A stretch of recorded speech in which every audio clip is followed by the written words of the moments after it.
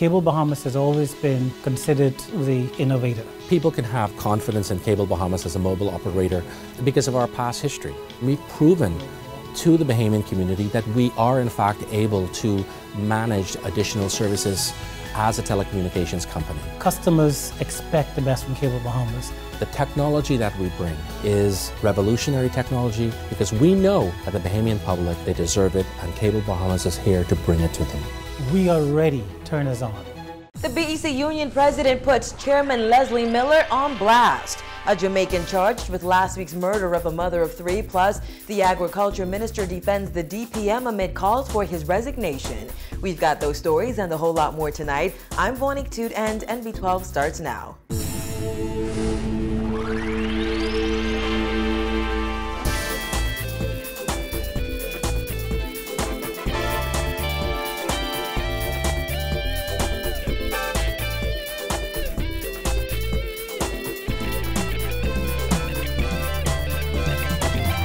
Topping news tonight, days after thousands of New Providence residents and businesses were plunged into darkness, the president of the Bahamas Electrical Workers Union says employees have had it with BEC Chairman Leslie Miller and will no longer cooperate as long as he is in charge.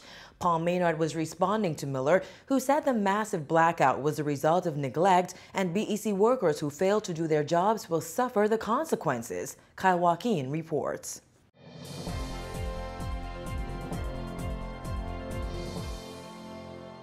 We ain't putting up with it. We're not putting up with Miller and his stupidity anymore. Right? This is childish. That's all it is. He needs to stop being a damn child. He's 65. He have grandchildren. Act like one. Be mature about the situation.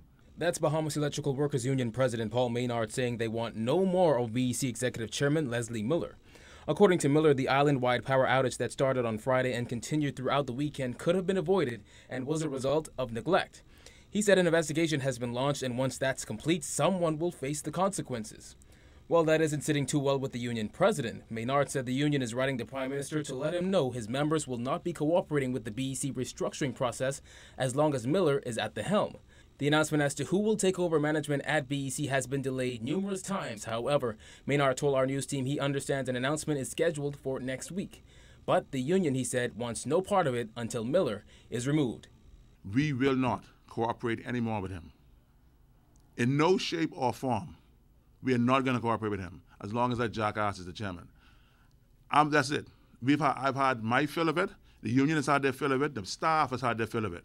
We are not going to put up with his abusing us verbally, cursing at us, doing this foolishness he does. We ain't putting up with that no more. According to Maynard, Deputy Prime Minister and Minister of Works Philip Davis showed up over the weekend to encourage employees as they worked. Some of them, he said, worked for 48 hours. He feels encouragement is something Miller should have been dishing out rather than criticism. The equipment ancient.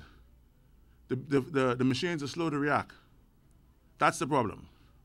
But had Miller, known what he was talking about, it wouldn't have come to this. And listen, I ain't taking the rap. Our members had nothing to do with this. I need him to bring me the proof where instructions were given to clean any trench. How can you clean the trench? You can't even go in the trench. It's dangerous. It's full of cables. Maynard said he worked from Friday until power was fully restored. He said at some points they had to endure being cursed out by irate customers. He said the problem is that BEC needs new equipment and new fuel. He believes it would be more efficient for the country to switch to LNG.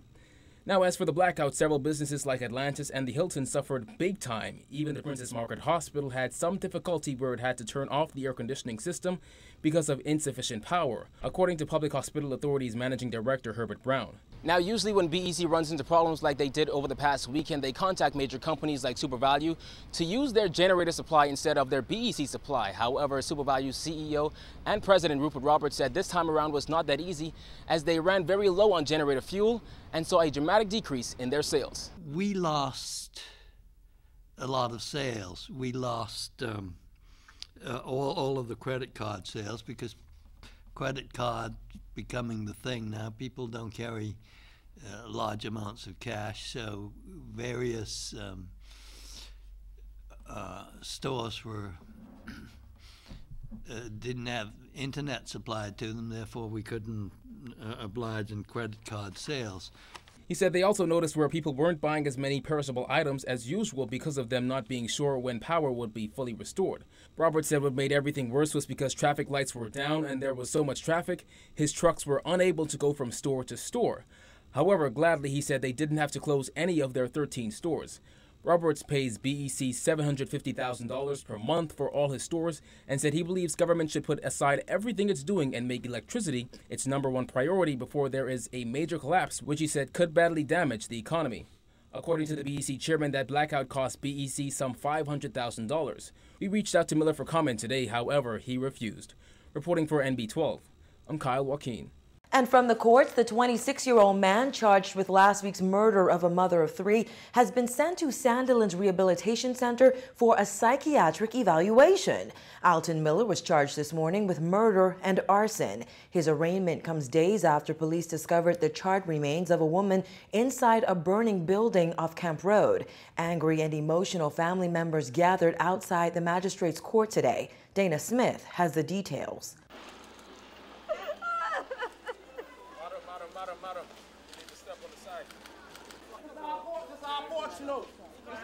Sir, and the cell is yours too. Unless you want to see it, clear the porch now. There's going to be no disturbance on this courtroom porch. Several onlookers and family members of Alton Miller surrounded the magistrate's court. Some seemed angered by his arraignment, others wept, and many called out to him. The emotional crowd had to be asked by officers to clear the front steps of the court after a few began heckling the media and police. Miller was charged with 1 count of arson and 1 count of murder. It is alleged that on Wednesday, March 11th, by means of unlawful harm, Miller murdered an unknown female. It is further alleged that on that same date, he unlawfully caused a white sedition home belonging to Beverly Roll to be set afire. According to police reports on the incident, a man who reported a house fire in white sedition was taken into custody after officials discovered the body of a woman burnt beyond recognition inside the charred home. The body was found in an upstairs bedroom after officials extinguished the blaze. Relatives on the scene identified the victim as 33-year-old Tiffany Knowles, a straw market vendor and mother of 3. Miller was represented in court by attorneys Shaka Serville and Michael Kemp. In court, Kemp described the incident as a crime of passion and Miller as a good father to his 3 children.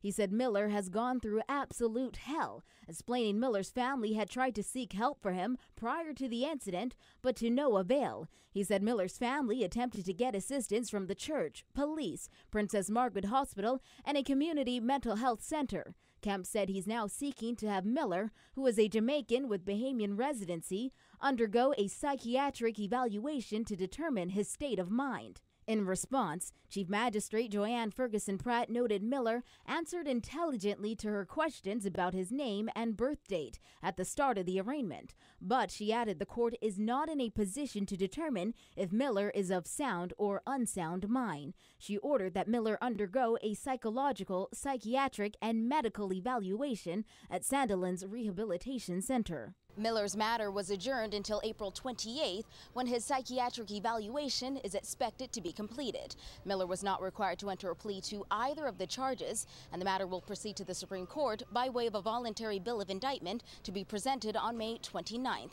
Miller was remanded to Sandilands Rehabilitation Center until his next court appearance. From the Magistrates Court for NB12, I'm Dana Smith. The fallout over that uninsured Bamsey mail dorm continued today as Agriculture Minister V. Alfred Gray expressed disappointment over the insurance fiasco and admitted that mistakes were made along the way. However, he insisted he does not believe Deputy Prime Minister Philip Davis should resign over it. Jasmine Brown tells us more. Following last week's revelations that were made by Deputy Prime Minister Philip Brave Davis, Gray says he now believes those current Bamsey projects should now be closely reviewed.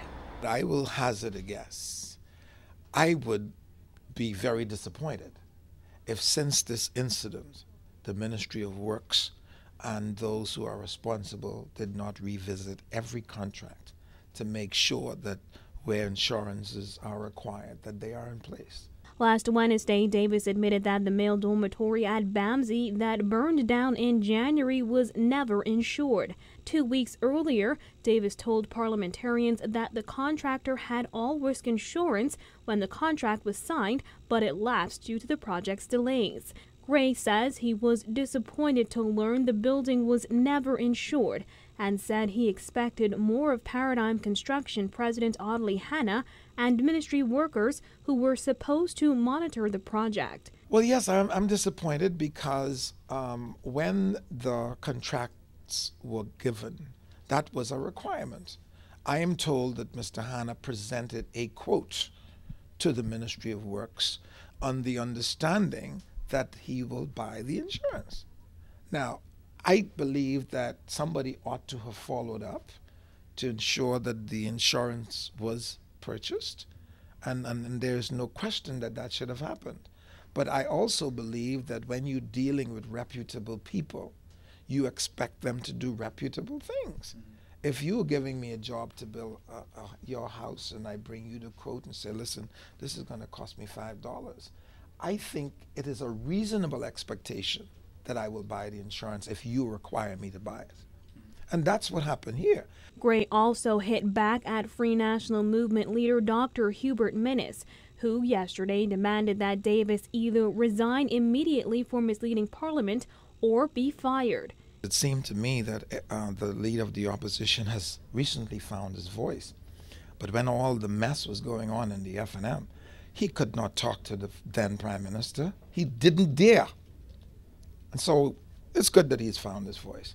Gray says asking for Davis's resignation is taking it too far, asserting no administration can be expected to have a perfect record. I think this government will act in the best interest of the Bahamian people. If mistakes are made, we find a way to correct them and move on. There's no government, absolutely no government, that will govern for 5 years without some mistakes being made. But the problem I have is if they are not acknowledged and corrected, I'll have a problem with that myself. Despite the doubts expressed by many and the controversy that has continued to plague the project, Gray says he is confident that BAMSI will be a success. Reporting for NB12, I'm Jasmine Brown. Bahamian recording artist KB has been one of the most vocal critics of Bahamas Junkanoo Carnival in recent months, telling NB12 back in January he wants that festival to fail. That's why KB raised more than a few eyebrows on Sunday when he backtracked and announced his full support for Junkanoo Carnival. It begs the question, what changed? Coming with the Bahamian team! Come on! Woo!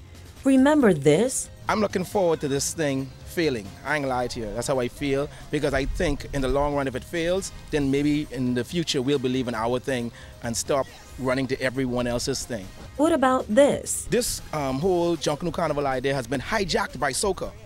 If you see during the December celebrations, Christmas celebration, all you were seeing around the place was soca fetes, soca parties. This is supposed to have been a Junkanoo thing. All I see is Trinidadian artists coming in here. None of the Bahamian artists getting any of the work.